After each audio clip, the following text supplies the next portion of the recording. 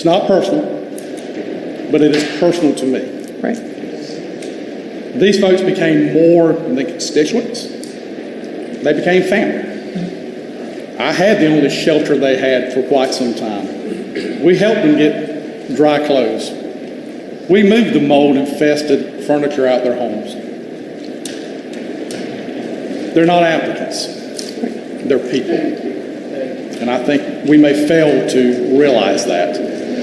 I would like to invite you both down to my district when this is over and still see the destruction that I have to look at daily. I'm stopped at church. I'm stopped at the grocery store. They come to my business with tears in their eyes. I have folks living in hotels since 2016. What's been happening? I see the scouts, sir. They do. I see it. You don't. Daily. So my series of questions, first we'll piggyback on Senator Perry. And we've had a lot of numbers thrown at us, and I understand that am I correct, around 4,197 applicants? Does that sound? Yes, sir, active applicants. And 798 complete? 789, yes, sir. 789, less than 25%. And did I hear you say that, well, let me just ask, what is your timetable for getting these folks back in? As soon as humanly possible. So as soon as is possible under HUD's rules and the cooperation of all partners that it takes to get this effort done. When I look on a calendar, what date do I circle? The funds must be expended, the Matthew funds by August 15th, 2025, and the Florence funds by June of 2026. And how much were those monies? I'm sorry? How much were those monies total? Matthew, $236.5 million, and Florence, $542.6 million. So $780 million. Yes. Do you believe that we'll run out of time before we run out of money? No, sir. Director Hogshead, who appointed you to your position, and who do you report to? I report to the Secretary of DPS. I was hired by Mike Sprayberry and the governor's staff. How involved have they been with what's going on down in the recovery program? Very involved. We meet at least, for first 3 years, we met weekly. Now we meet bi-weekly, and we give updates on numbers to the governor bi-weekly, and the secretary as well.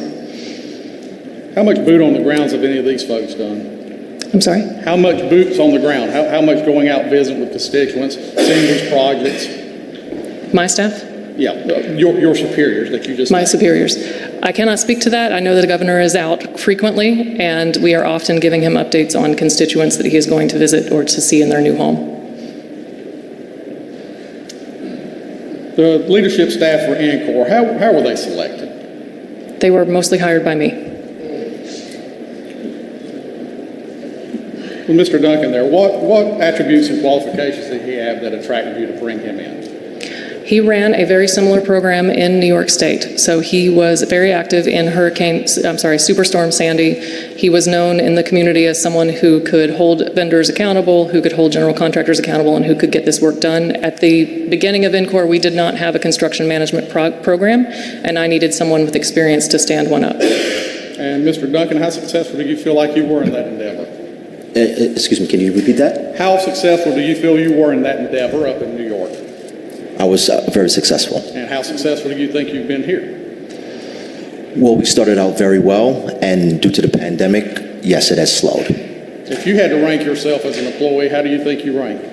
Rank myself as an employee? Yes, I mean, if you were your supervising manager, would you think that you've done a good job or less than par? I would feel that I'm doing the best job with the situation that we have right now. Do you think that's enough for these constituents not in their homes? Absolutely, that's not enough. How do you plan to do more? We plan to do more by the changes that we have implemented, trying to pay general contractors more, releasing procurements out to the entire state to drum up more participation. And sir, I just want to just say, when you say people were in hotels since 2016, like I said, I wasn't here. I got here in 2019, so I wouldn't know about any of those homeowners that were in there previous to me being here. I guess it's kind of like inheritance tax. You know, I guess you should be made more aware of it. So I'm making you aware of it now. Yes, yes sir. They're there. I can share names, I can share phone numbers, and I'll be glad to carry you there. So I invite you down. Please do share those, sir. We would like to talk to those folks. When you haven't been able to prove that you're capable of getting this job done, why should the public trust now? Why should we trust that you can go forward and get the job done? Either one of them. So we're measured in a number of ways. None of those ways matters to the families that are in hotels. And so from our grantor, HUD, we are meeting expectations. They hold us up as an example across the country. That doesn't mean anything to the families in hotels. We are seeing the effects of the pandemic ease. We are seeing more general contractors participate in our program, and we are increasing our output.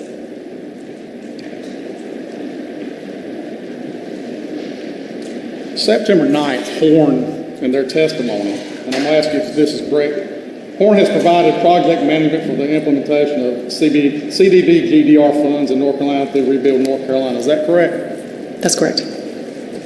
In their testimony, they shared that you refused to allow them to communicate with construction management companies or other state agencies. Why was that? That's a little bit of a miscommunication. We did not want them to have communications without state staff present because we wanted to make sure that those communications were correct, that we knew what was being said, and that we could manage that relationship. We did not want our vendors talking without the state staff because we want to make sure that we are remaining in compliance with HUD. Would it be a fair statement to say you wanted to guard them to make sure you didn't look bad? No, sir.